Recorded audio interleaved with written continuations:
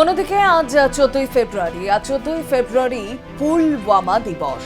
একেবারে কালো দিবস হিসেবে যে পুলওয়ামা দিবসকে ঘোষণা করা হয়।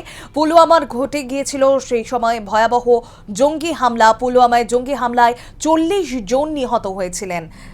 40 জন জওয়ান নিহত হয়েছিলেন ভয়াবহ সেই জঙ্গি হামলার আজ 7ম বার্ষিকী।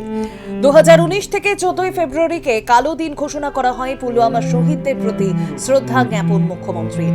এক স্যান্ডেলে শ্রদ্ধা জানান মমতা বন্দ্যোপাধ্যায়। শহীদদের পরিবারের প্রতি সমবেদনা জানিয়েছেন মমতা বন্দ্যোপাধ্যায়। সোশ্যাল মিডিয়ায় পোস্ট করেছেন অভিষেক বন্দ্যোপাধ্যায়ও। এক স্যান্ডেলে শ্রদ্ধা জ্ঞাপন করেছেন প্রধানমন্ত্রী নরেন্দ্র মোদী। আজ 14ই ফেব্রুয়ারি পুলওয়ামার কালো দিন। পুলওয়ামায় ঘটে গিয়েছিল ভয়াবহ জঙ্গি হামলা। পুলওয়ামায় জঙ্গি হামলায় নিহত হন 40 জন জওয়ান। ভয়াবহ সেই জঙ্গি হামলার আজ 7ম বার্ষিকী। 2019 থেকে 14ই ফেব্রুয়ারিকে কালো দিন ঘোষণা করা হয়। পুলওয়ামা শহীদদের প্রতি মুখ্যমন্ত্রী মমতা বন্দ্যোপাধ্যায় থেকে শুরু করে অভিষেক বন্দ্যোপাধ্যায়, প্রধানমন্ত্রী নরেন্দ্র মোদী শ্রদ্ধা জ্ঞাপন করেছেন।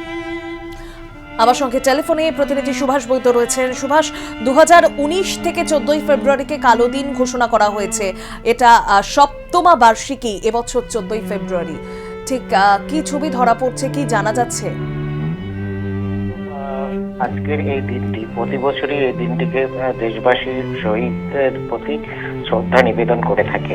কারণ আমরা যদি একটু পেছনের দিকে তাকাই তাহলে 2019 সাল, তুমি যেটা বললে, 2019 সালের 14ই ফেব্রুয়ারি জম্মু শ্রীনগর জাতীয় সড়কে 78টি গাড়ির বিশাল কনভয়, প্রায় 2500-এর বেশি সিআরপিএফ কর্মী যাচ্ছিলেন।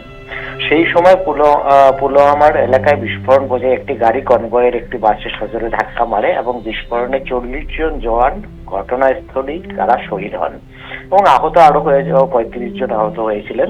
তাদের আঘাতও গুরুতর ছিল, কিন্তু শেষ পর্যন্ত 40 জনই শহীদ হয়েছেন। এবং এই যে হামলার দায় পরবর্তীতে কিন্তু পাকিস্তান ভিত্তিক যে জঙ্গি সংগঠন জৈশ-ই মোহাম্মদ তারা স্বীকার করে নেয় যে এই ঘটনা তারা ঘটেছে। তো এই জঙ্গি হামলা এবং জঙ্গি সংগঠন যে জঙ্গি হামলা, সেখানে যে আমাদের দেশের যে জওয়ান তারা যে শহীদ হয়েছেন, সেই দিনটাকে কিন্তু ভারতবর্ষ তারা এই দিনটাকে স্মরণ করতে চায় এবং তার জন্য প্রতি বছর এই 14ই ফেব্রুয়ারি এই দিনটিকে দেশবাসী শহীদদের প্রতি শ্রদ্ধা নিবেদন করে থাকেন।